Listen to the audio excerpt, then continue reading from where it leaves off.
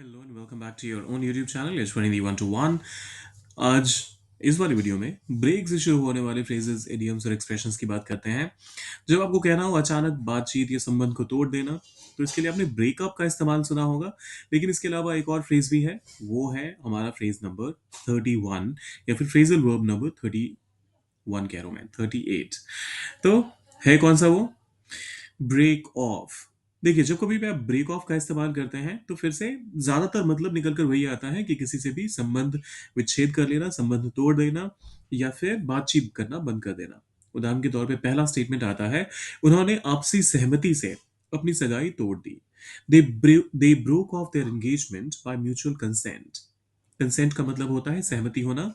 They broke off their engagement by mutual consent. Mutual आपस में, और कंसेंट सहमति।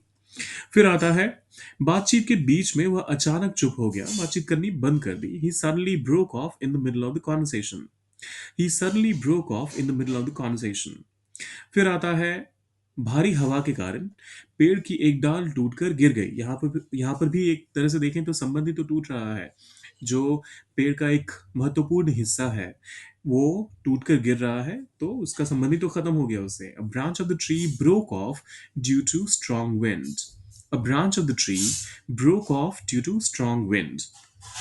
फिर आता है, भारत ने व्यापार वार्ता बीच में ही बंद कर दी। India broke off the trade talks Midway.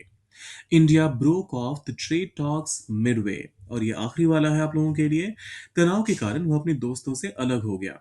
Due to stress he broke off from his friends.